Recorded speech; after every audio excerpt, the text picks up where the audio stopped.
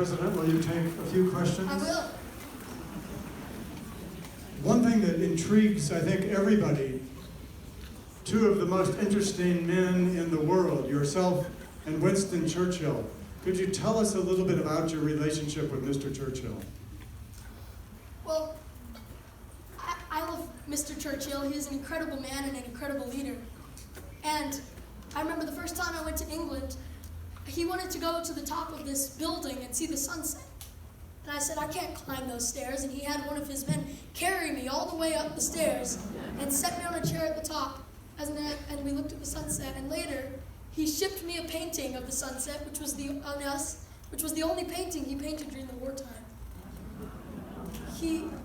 I remember when he visited in the United States, we would stay up all night smoking cigars and drinking brandy and talking about politics and sports and our childhoods.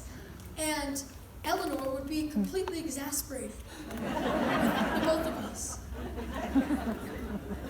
Other questions for President Roosevelt? Yes, here, sir.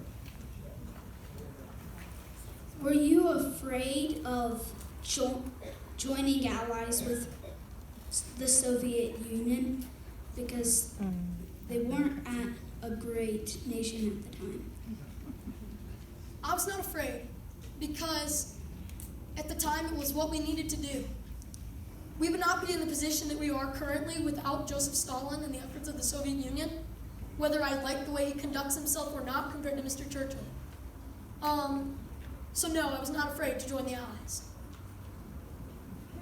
One more question over here. Thank you. What a wonderful job. What were all the restrictions with your health condition, and how did your wife help you? My wife was one of the main reasons I got back into politics after initially contracting polio. I was encouraged by many people that knew me to drop out of politics and live a life of luxury with the wealth that I had already gathered. But Eleanor and some of my aides pushed me to run for governor and eventually for president, and I'm glad that they have. She also was incredibly useful physically. I cannot dress myself. I cannot hardly stand up out of bed every day.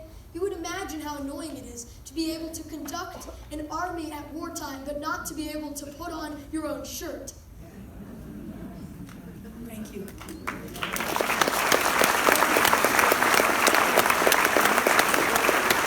It's now a very great pleasure to introduce you to the scholar, Martin Leyland. Martin, you've seen him before. He was Johnny Appleseed.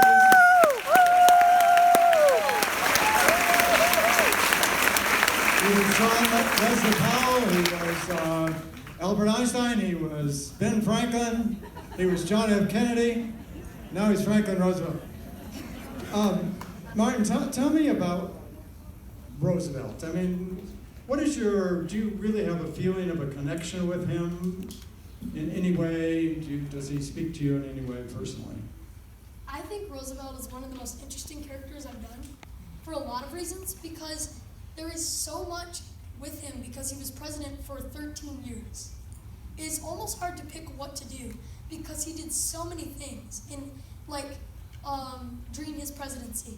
And then I didn't hardly get to talk about Eleanor at all, which luckily is not a problem because she's coming behind me. But he's just a fascinating person. And one impression that I got from Roosevelt is I don't think anyone really felt that they knew him. And I don't think that I can say that I completely do. I think he was often seen as two-faced, but I think it was less two-faced and more the idea that he wanted to please everyone. Like, people would come into his office and they would ask him to do something, and by the time you left, you thought he would do it, and then he would never do it. He was completely against the idea from the start. And so, I don't think anyone can truly say that they knew Franklin Roosevelt completely, but I think I've scratched the surface, and I've really enjoyed doing it. Thank you.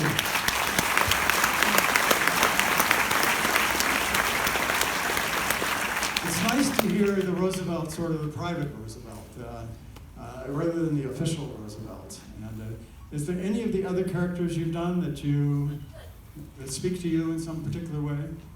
My favorite character I've ever done is Albert Einstein.